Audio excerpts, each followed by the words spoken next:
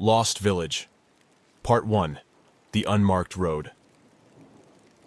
The sun was beginning its descent, casting long shadows over the dense forest. Mark, an avid traveler and amateur photographer, had set out on yet another journey to capture the beauty of untouched nature. This time, he had chosen a route less traveled, hoping to find something unique and extraordinary. His GPS showed a forest trail that promised a scenic shortcut to his destination, a quaint town known for its picturesque landscapes. However, as Mark drove further, the trail became increasingly narrow and overgrown, until it was no longer visible on his GPS. Determined and curious, Mark continued driving, relying on his instincts and the compass app on his phone. The deeper he ventured, the thicker the forest became, until the trees formed a nearly impenetrable wall of green. Just as he began to consider turning back, he noticed an old, rusted sign partially hidden by vines. It read, "Welcome to Eldridge." Eldridge? Mark muttered to himself. He had never heard of this place, and it wasn't marked on any of his maps. Intrigued, he decided to explore further. The narrow path soon opened into a clearing, revealing a village that seemed frozen in time. The buildings were old, with weathered wooden facades and thatched roofs. It was as if the modern world had forgotten this place existed. Mark parked his car at the edge of the village and stepped out. The air was eerily still, and there was no sign of life. He walked through the main street, his footsteps echoing in the silence. The village had an unsettling feel, like a ghost town that had been hastily abandoned. However, the sight of smoke rising from chimneys indicated that it was indeed inhabited. As he approached the village square, Mark finally saw people. They were going about their daily routines, but moved with an unusual slowness, their faces devoid of expression. When they noticed him, they stopped and stared, their eyes cold and unwelcoming. "Hello," Mark greeted, trying to sound friendly. "I'm Mark, a traveler. I stumbled upon your village by accident. Could you tell me more about this place?" An elderly man with a gaunt face and hollow eyes stepped forward. "This is Eldridge," he said in a raspy voice.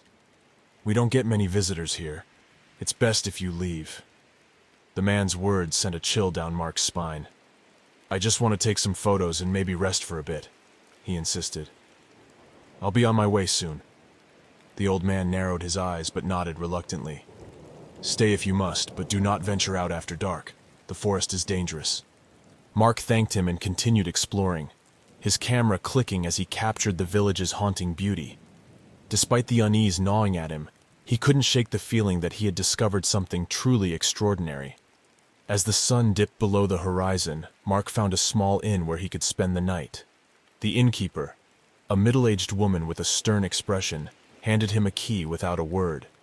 In his room, Mark reviewed the day's photos on his laptop. Each image seemed to hold a strange, almost otherworldly quality. He couldn't help but feel that there was something deeply wrong with Eldridge. Determined to uncover the village's secrets, he decided to stay for a few days. As night fell, the village became even more unsettling. The silence was absolute, broken only by the occasional rustle of leaves or distant howl of an animal. Mark lay in bed, staring at the ceiling, unable to sleep. Suddenly, he heard a faint chanting coming from outside. Curiosity getting the better of him, he got up and peered out the window. A group of villagers, cloaked in dark robes, was gathered in the square, their faces obscured by hoods. They were performing a ritual of some sort, the chanting growing louder and more intense. Mark's heart raced as he watched, a sense of dread washing over him. He grabbed his camera and quietly slipped out of his room, determined to document what he was witnessing. As he crept closer, he could see the villagers standing around a large stone altar. On the altar lay an old book, its pages yellowed with age. The leader of the group, the same elderly man Mark had spoken to earlier, raised his hands and began to recite an incantation in a language Mark couldn't understand. The air grew thick with an oppressive energy, and the ground beneath Mark's feet seemed to tremble. Suddenly, a piercing scream shattered the night. Mark's blood ran cold as he saw a young woman being dragged towards the altar by two burly men. She struggled and pleaded, but her cries were drowned out by the chanting.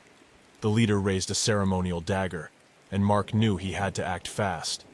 With his heart pounding in his chest, Mark raised his camera and snapped several photos, the flash illuminating the scene in stark, terrifying detail.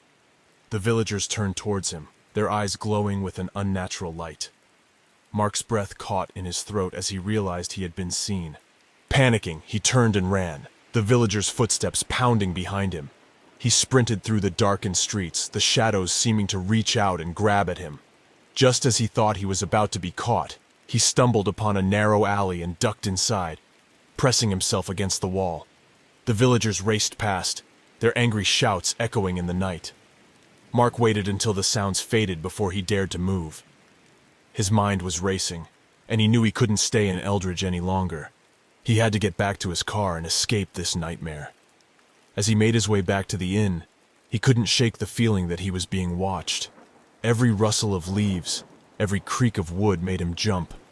Finally, he reached his room, grabbed his belongings, and slipped out into the night.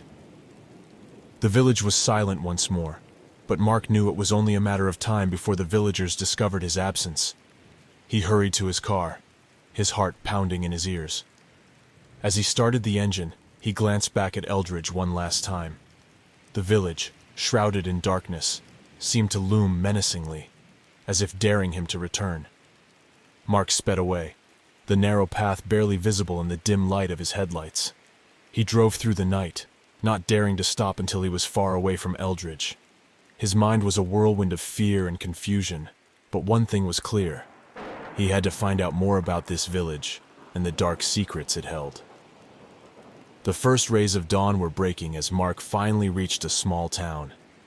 Exhausted and shaken, he checked into a motel and collapsed onto the bed. As he drifted into a fitful sleep, his dreams were haunted by the images of the villagers and their terrifying ritual. Mark knew he couldn't let this go. He had to uncover the truth about Eldridge, no matter the cost. But as he would soon discover, some secrets are better left buried, and the darkness that shrouded Eldridge was more insidious than he could have ever imagined.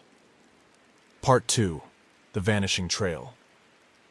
Mark awoke to the blaring of his alarm. The morning light streamed through the curtains, casting an unwelcome glare across the room. His body ached from the restless night, but his resolve was unwavering. He grabbed his camera and reviewed the photos he had taken the previous night. The images were chilling. The villagers' hollow eyes, the ancient book, the woman's desperate face. After a quick breakfast, Mark set out to gather information about Eldridge. He headed to the local library, hoping to find some historical records or maps that might shed light on the village. The librarian, an elderly woman with kind eyes, greeted him warmly. "Good morning," Mark said, forcing a smile. "I'm looking for information about a place called Eldridge. Have you heard of it?" The librarian's face paled. "Eldridge," she whispered. "That village has a dark history. It's said to be cursed." Mark's interest piqued. "Cursed? How so?" The librarian hesitated, then motioned for him to follow her to a secluded corner of the library. She pulled out an old, dusty book from a shelf labeled Local Legends. "Eldridge was founded centuries ago by a group of settlers seeking refuge from persecution," she explained. "They practiced ancient rituals, believing they could summon supernatural forces to protect their village. Over time, these rituals grew darker and more sinister. People began to disappear, and those who ventured into the village never returned." Mark listened intently, his curiosity and fear intertwining. "Do you know anything about a ritual involving a book and a dagger?" The librarian's eyes widened.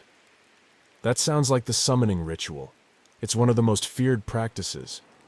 Legend has it that the villagers would offer a human sacrifice to appease dark entities and gain their favor." Mark felt a shiver run down his spine. "Do you have any maps of the area? I want to see if Eldridge is marked on any of them." The librarian nodded and retrieved a few old maps from a drawer. They spread them out on a table, and Mark studied them closely. To his surprise, Eldridge was not marked on any of the maps. It was as if the village didn't exist. "How is that possible?" Mark muttered, more to himself than to the librarian. "I was just there." "Eldridge is known to vanish from maps and records," she said softly. "It's part of its curse. The village appears only to those who are meant to find it." Mark thanked the librarian and left the library, his mind racing. He decided to return to Eldridge, despite the danger. He needed more evidence to understand what was happening. He drove back to the area where he had first found the rusted sign, but the forest seemed denser, more forbidding than before. The path he had taken the previous day was nowhere to be found.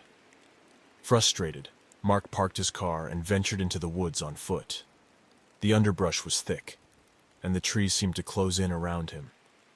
He walked for hours, but there was no sign of Eldridge. It was as if the village had disappeared entirely. As he pushed through the forest, Mark stumbled upon an old, abandoned cabin. The door creaked open, revealing a dusty, decrepit interior. He searched the cabin, hoping to find some clue that might lead him back to Eldridge. In a drawer, he discovered a faded journal. The entries were written in a hurried, frantic hand, detailing the writer's experiences in Eldridge. One entry caught Mark's attention. The village appears only when it wants to be found. I have seen things that defy explanation. They perform rituals to keep their dark secrets hidden. Beware the forest at night. Mark's heart raced as he read the final entry. They are watching me. I hear their whispers in the night. I must escape before it's too late. The entry ended abruptly, and Mark couldn't shake the feeling that the writer had met a terrible fate. He took the journal and left the cabin, more determined than ever to uncover the truth about Eldridge. As dusk approached, Mark decided to set up camp. He built a small fire and settled down for the night, the journal clutched tightly in his hands. He pored over the entries, trying to piece together the mystery of Eldridge. The more he read, the more he realized that the village was a place of dark power, its secrets guarded by ancient, malevolent forces. Suddenly, the forest grew silent. The fire flickered and dimmed, casting long shadows around Mark. He felt a presence, an unseen force watching him. The hairs on the back of his neck stood up, and he knew he wasn't alone. From the darkness, he heard the faint sound of chanting, the same eerie incantation he had heard the previous night. Fear gripped him, but he forced himself to remain calm. He had to find out what was happening. Mark grabbed his flashlight and ventured into the forest, following the sound. The chanting grew louder, leading him to a clearing. There, he saw the villagers once more, gathered around the stone altar. The old man stood at the center, the ancient book open before him. Mark crouched behind a tree, his camera ready. As he watched, the villagers began their ritual, the air thick with an oppressive energy. The young woman from the previous night was tied to the altar, her eyes wide with terror. The leader raised the dagger, and Mark knew he had to act. He stepped out from his hiding place and shouted, "Stop!"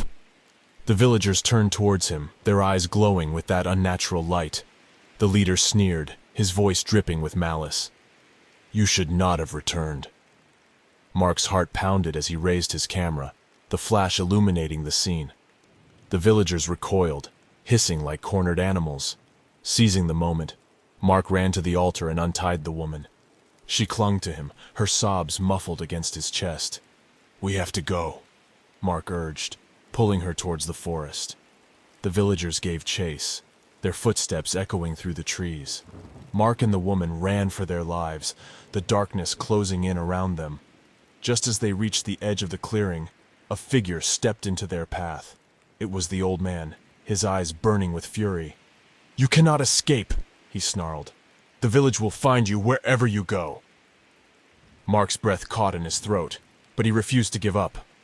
He grabbed a fallen branch and swung it at the old man, knocking him to the ground. With the path clear, Mark and the woman continued their desperate flight. They burst out of the forest and into the open, the village behind them disappearing into the darkness. Exhausted and terrified, they kept running until they reached Mark's car. He fumbled with the keys, finally managing to unlock the door. They drove away, the tires screeching on the gravel road. Mark glanced in the rearview mirror, half expecting to see the villagers pursuing them. But there was nothing, only the dark, silent forest. As they sped away, Mark couldn't shake the feeling that the old man's words were a dire warning. Eldridge was not just a place. It was a living, malevolent force, and it would stop at nothing to reclaim its secrets. Mark and the woman drove through the night, the shadows of Eldridge lingering in their minds. They had escaped for now, but Mark knew that the village's dark reach was far from over. The mystery of Eldridge was only beginning to unfold, and the truth it hid was more terrifying than he could have ever imagined. Part 3. Whispers in the dark. Mark and the young woman whose name he learned was Sarah drove through the night until they reached the safety of a small, bustling town. They checked into a motel, their bodies and minds exhausted from the harrowing escape. As they settled into the room, Sarah broke the silence. "Thank you for saving me," she said, her voice trembling. "I thought I was going to die." Mark gave her a reassuring nod. "We need to figure out what to do next. Eldridge won't let us go that easily." Sarah's eyes widened with fear. "What do you mean? Can't we just stay here?" Mark shook his head. "The village is cursed. The librarian I spoke to said it appears only to those who are meant to find it. If that's true, it might still find us." They spent the next day resting and recovering. Mark studied the journal he had found in the abandoned cabin, hoping to find more clues about the village's secrets. One entry stood out. "The village's power is strongest during the full moon. That's when the rituals take place. Beware the forest, it hides more than just trees." Mark checked his phone's calendar. The full moon was 2 nights away. He knew they had to act quickly if they wanted to uncover the truth and put an end to the village's dark "We need to go back," Mark said, his voice firm. "We have to stop them before the next full moon." Sarah looked at him, fear and determination in her eyes. "How?" "They'll kill us if they catch us." "We need help," Mark replied. "There's a historian in the town nearby who specializes in local legends and folklore. Maybe he knows something that can help us." The next morning, they visited the historian, Dr. William Harris. His office was filled with ancient books and artifacts, and he listened intently as Mark and Sarah recounted their terrifying ordeal. "Eldridge, you say?" Dr. Harris mused, stroking his chin. "I've heard whispers of that place. It's said to be a nexus of dark energy, a haven for those who practice forbidden rituals." He rummaged through his books and pulled out an old leather-bound tome. "This is a collection of accounts from people who have encountered similar villages. There are stories of rituals, sacrifices, and dark entities summoned from beyond our world." Mark and Sarah exchanged worried glances as Dr. Harris continued. "There is one way to break the village's power. You must destroy the book they use for their rituals. It's the source of their dark energy. Without it, the village will lose its hold on this world." "How do we find it?" Sarah asked. "The book is always kept on the altar during the rituals," Dr. Harris explained. "You must take it and burn it. But be warned, the villagers will do everything in their power to stop you." Armed with this knowledge, Mark and Sarah prepared for their return to Eldridge. They gathered supplies, including flashlights, matches, and a few makeshift weapons. As night fell, they set out towards the forest, determined to end the village's reign of terror. The forest seemed even darker and more foreboding than before. The trees loomed like silent sentinels, their branches reaching out like skeletal hands. Mark and Sarah navigated the underbrush, guided by the faint glow of the full moon. They finally reached the clearing where the villagers gathered for their rituals. The sight sent a shiver down their spines. The villagers stood around the stone altar, chanting in that same eerie incantation. The old man, their leader, held the ancient book, its pages glowing with an unholy light. Mark and Sarah crouched behind a tree, their hearts pounding. They watched as the villagers prepared for the ritual. The air grew thick with tension, and the ground seemed to pulse with a dark energy. "We have to act now," Mark whispered. "I'll distract them, and you grab the book." Sarah nodded, her eyes wide with fear but resolute. Mark took a deep breath and stepped out from behind the tree. "Stop!" he shouted, drawing the villagers' attention. The villagers turned towards him, their eyes burning with an unnatural light. The old man sneered. "You again! You will not escape this time." Mark raised his flashlight, the beam cutting through the darkness. He waved it around, creating a distraction. Sarah seized the moment and darted towards the altar. She grabbed the book, the villagers' chants growing louder and more frantic. "Sarah, run!" Mark yelled, trying to hold off the villagers. He swung his flashlight, striking a few of them, but they were relentless. Sarah sprinted towards the edge of the clearing, the book clutched tightly in her hands. The villagers chased after her, their footsteps pounding like a drumbeat. Mark fought to keep up, his lungs burning and his legs aching. They reached the forest, the villagers hot on their heels. Sarah fumbled with the matches, her hands shaking. She finally managed to strike one and set the book ablaze. The fire consumed the pages, and a deafening roar echoed through the forest. The villagers screamed in agony as the flames devoured the book. Their eyes dimmed, and their bodies crumpled to the ground. The dark energy that had permeated the air dissipated, leaving behind a sense of eerie calm. Mark and Sarah watched as the village of Eldridge began to fade, its buildings crumbling into dust. The curse was broken. They had freed themselves from the village's malevolent grasp. Exhausted but relieved, they made their way back to the town. The historian Dr. Harris was waiting for them. He listened to their account and nodded in satisfaction. "You did it. You broke the curse." Mark and Sarah knew that their lives would never be the same. They had faced unimaginable horrors and emerged victorious. As they left Dr. Harris's office, they couldn't help but feel a sense of closure. But in the back of their minds, they knew that some secrets were better left buried. Eldridge was gone, but the darkness it harbored would forever haunt their memories. Part 4. Shadows of the Past. Days turned into weeks after the harrowing events in Eldridge. Mark and Sarah tried to return to their normal lives, but the shadows of their experience lingered. Nightmares plagued their sleep, filled with the haunting faces of the villagers and the eerie chanting that echoed in their minds. Mark spent his days reviewing the footage and photos he had taken, searching for answers. Despite the village's destruction, he couldn't shake the feeling that something was still amiss. Sarah, on the other hand, sought solace in therapy, hoping to heal the psychological scars left by their ordeal. One evening, as Mark sifted through his notes and recordings, his phone rang. It was Dr. Harris. "Mark, I think you need to come to my office," he said, his voice tense. "I've found something that might interest you." Mark hurried to the historian's office, his curiosity piqued. Dr. Harris greeted him with a grim expression and led him to a table covered in old maps and documents. "I've been researching the origins of Eldridge," he explained, "and I found something disturbing." He pointed to an ancient map, far older than any Mark had seen before. "This map shows Eldridge, but it's not the only village marked with dark rituals. There are others, hidden and scattered across the region, each with its own malevolent history." Mark's heart sank. "You mean there are more villages like Eldridge?" Dr. Harris nodded. "Yes, and I believe the destruction of Eldridge might have awakened something in these other places.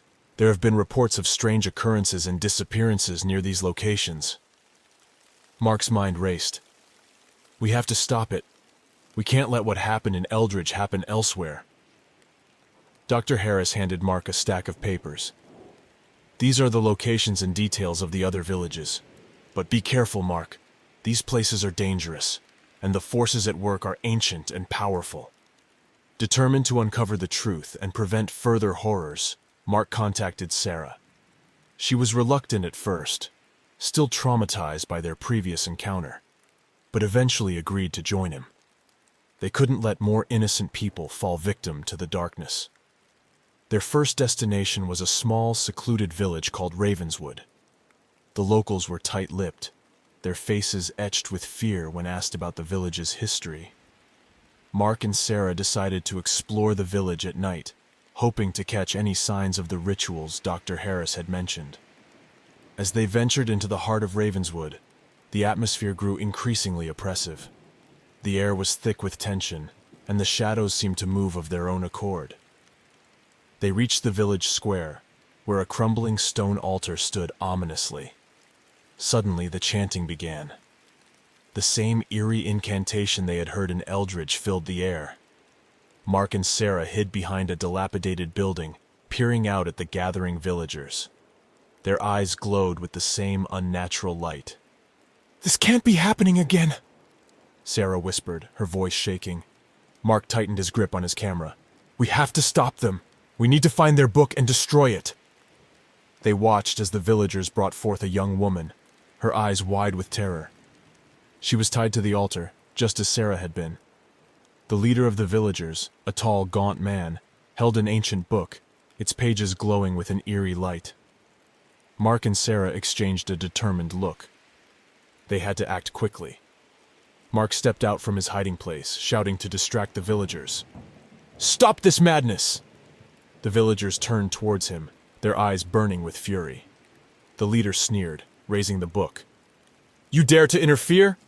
You will suffer the same fate as the others." Sarah seized the opportunity and darted towards the altar.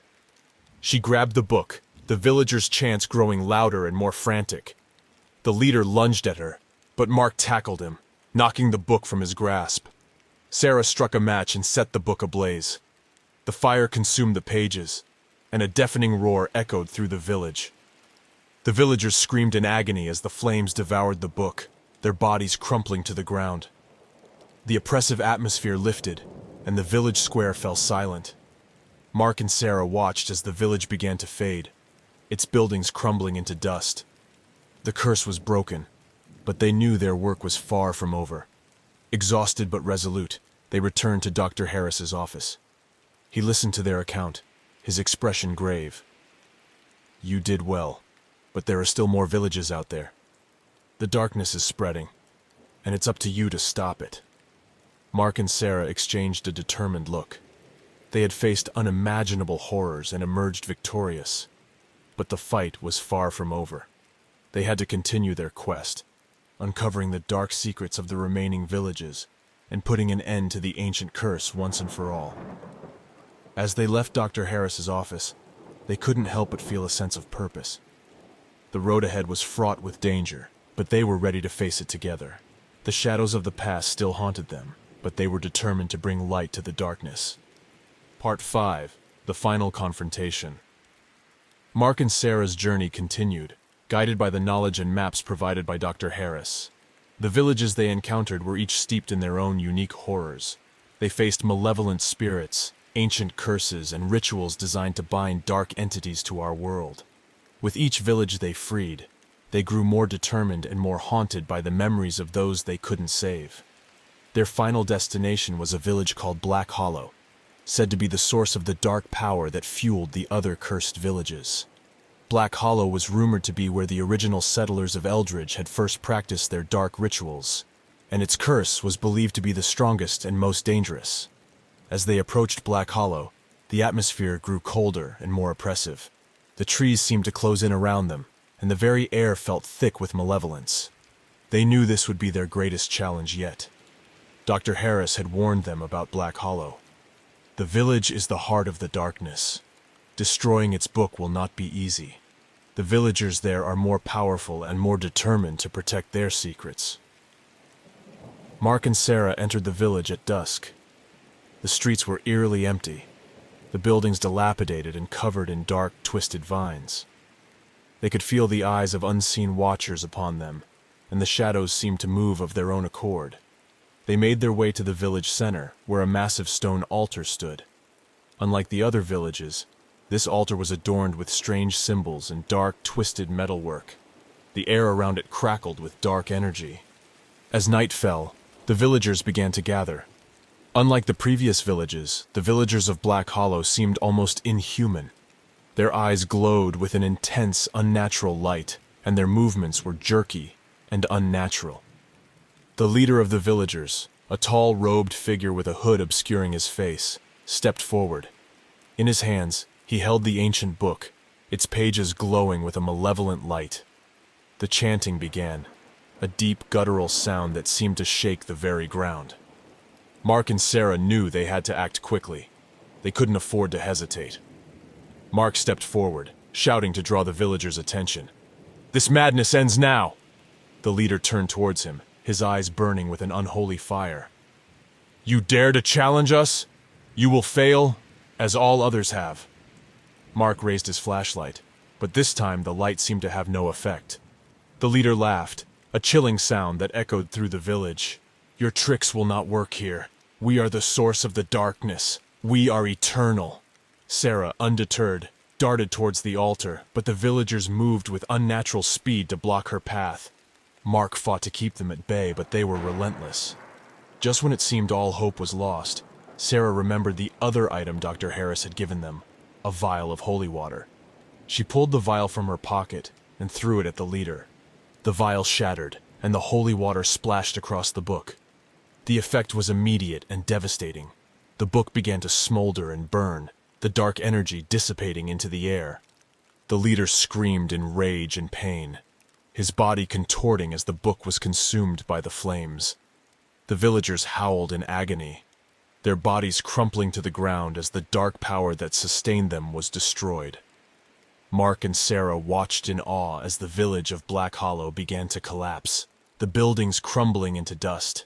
The oppressive atmosphere lifted, replaced by a sense of calm and peace. They had done it.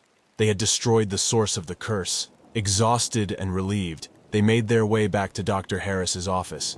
He greeted them with a rare smile, his eyes shining with pride. "You've done it. The darkness has been vanquished." Mark and Sarah knew that their lives would never be the same. They had faced unimaginable horrors and emerged victorious. As they left Dr. Harris's office, they couldn't help but feel a sense of closure.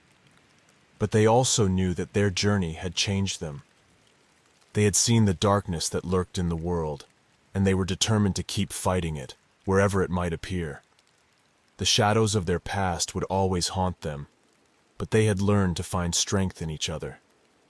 Together, they would face whatever challenges lay ahead, bringing light to the darkest corners of the world.